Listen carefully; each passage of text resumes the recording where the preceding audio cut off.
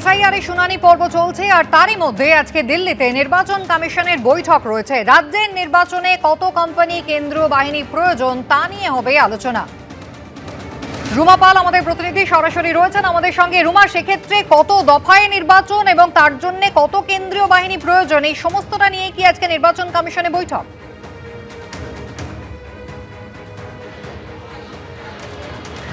দেখো, দুপুর ৩টেতে এই বৈঠক রয়েছে এবং এই বৈঠক দিল্লিতে নির্বাচন কমিশনে রয়েছে এবং এই বৈঠকে যেমন রয়েছে নির্বাচন কমিশনের প্রতিনিধিরা, অন্যদিকে কেন্দ্রীয় স্বরাষ্ট্র মন্ত্রকের প্রতিনিধিরাও থাকবেন এবং রাজ্যের মুখ্য নির্বাচনী আধিকারিক মনোজ কুমার অগ্রওয়াল অবশ্যই কালকেই দিল্লির উদ্দেশ্যে রওনা দিয়ে দিয়েছেন এবং অন্যদিকে অবশ্যই স্টেট পুলিশ নোডাল অফিসার আনন্দ কুমার তিনি থাকবেন।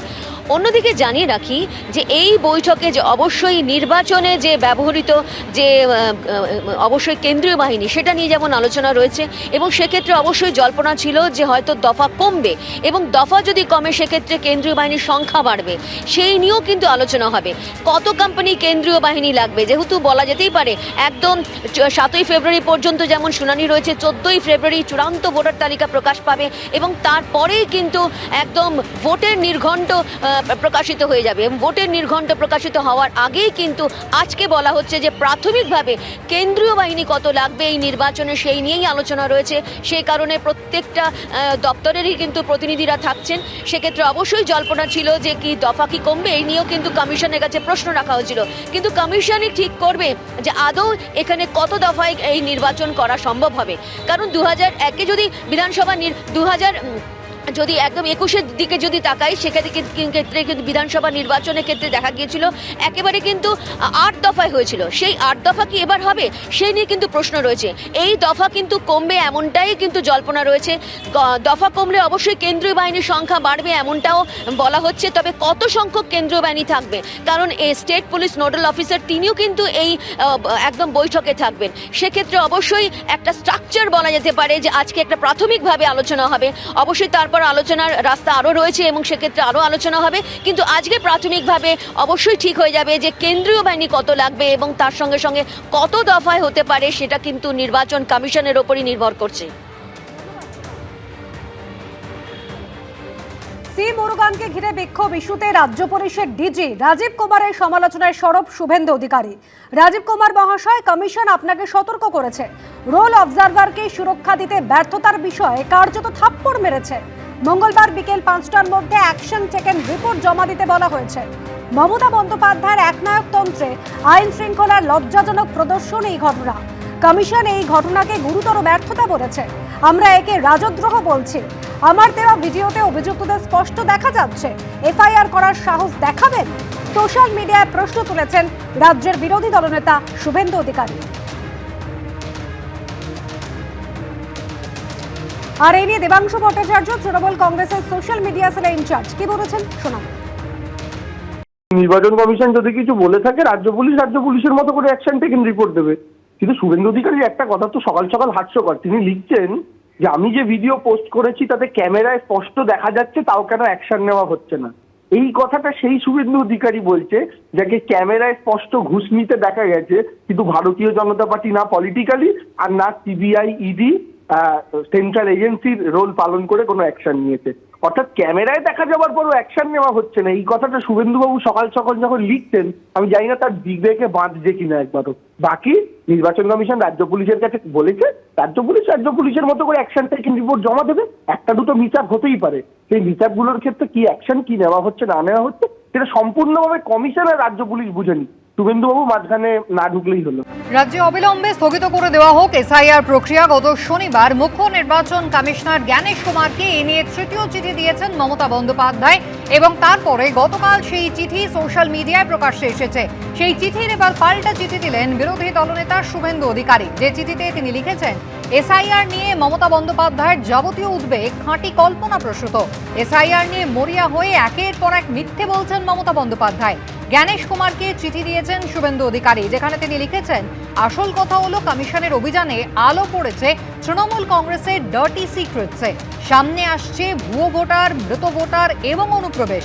বছরের পর বছর ধরে ভোটে রিগিং করতে এসব রক্ষা করেছে তৃণমূল কংগ্রেস। বোঝাই যাচ্ছে 2026-এর স্বপ্নে পেরেক পড়ছে বলেই আতঙ্কিত হয়ে পড়েছেন মমতা বন্দ্যোপাধ্যায়। জ্ঞানেশ কুমারকে লেখা চিঠিতে এমনই অভিযোগ করেছেন বিরোধী দলনেতা।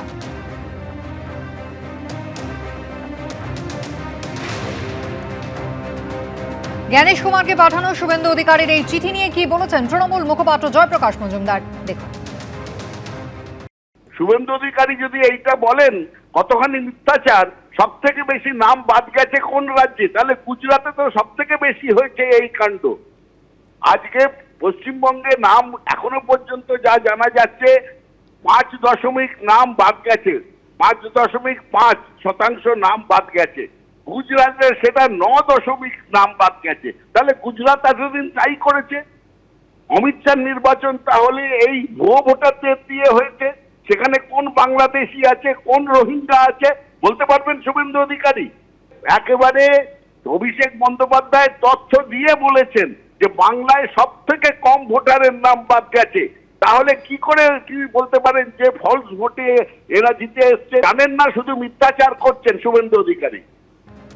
জ্ঞানেশ কুমারকে মমতা বন্দ্যোপাধ্যায়ের পাঠানো চিঠির প্রেক্ষিতে বিরোধী দলনেতা এই চিঠি দিয়েছেন। কিন্তু মমতা বন্দ্যোপাধ্যায় কি অভিযোগ করেছিলেন জ্ঞানেশ কুমারকে পাঠানো চিঠিতে?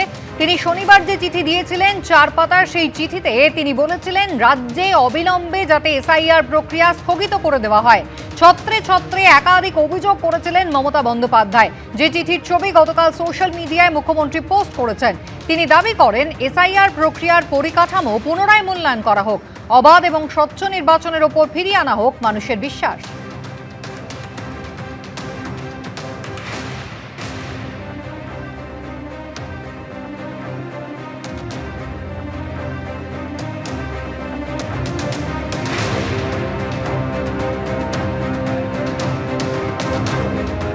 মমতা বন্দ্যোপাধ্যায়ের এই অভিযোগ শনিবার 43 দিনের মাথায় তিনি এই চিঠি পাঠান মুখ্য নির্বাচন কমিশনারকে, যা তিনি গতকাল সোশ্যাল মিডিয়ায় সবার সম্মুখে নিয়ে আসেন। আর এর প্রেক্ষিতেই বিরোধী দলনেতা তিনি এরপরে মুখ্য নির্বাচন কমিশনারকে চিঠি দেন, যেখানে তিনি দাবি করেন যেহেতু সামনে চলে আসছে কমিশনের অভিযানে আলো পড়েছে তৃণমূল কংগ্রেসের ডার্টি সিক্রেটসের ওপরে।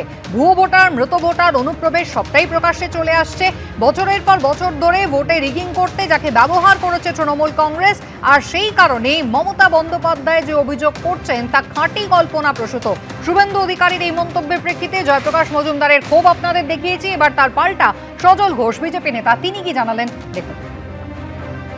শুভেন্দুবাবু যে কথাটা বলেছেন সেই কথাটা একেবারে 100% সত্য, যে মমতা বন্দ্যোপাধ্যায়ের ডাটি সিনে লাইট পড়েছে। একদম ঠিক। রাজনৈতিকভাবে যেভাবে যে জায়গাগুলো থেকে ভোট চুরি, ভোট লুট, ভোট রাহাজানি করতেন মমতা ব্যানার্জি, সেই তার একদম হেসেলে আগুন লেগে গেছে, তার পুরো হেসেলে আগুন ধরেছে। ফলে স্বাভাবিকভাবেই তিনি ছটফট করছেন। এই রাজ্যে সরকারের প্রাণটা যে এসআইআর এর মধ্যে আছে, সেটা নির্বাচন কমিশন গত 1-1.5 মাস ধরে বাংলার মানুষকে একদম সরাসরি চোখে আঙুল দিয়ে বুঝিয়ে দিয়েছেন। ফলে যাদের প্রাণ যাবে তারা ছটফট করবে। রাজনৈতিকভাবে যারা পদ হারাবে, যারা গদি হারাবে, যারা ক্ষমতা হারাবে, আর যারা জানে ক্ষমতা হারালে পরে যারা জেলের ভেতরে যাবে, তারা আরো বেশি ছটফট করবে। এবিপি আনন্দ, এগিয়ে থাকে, এগিয়ে রাখে।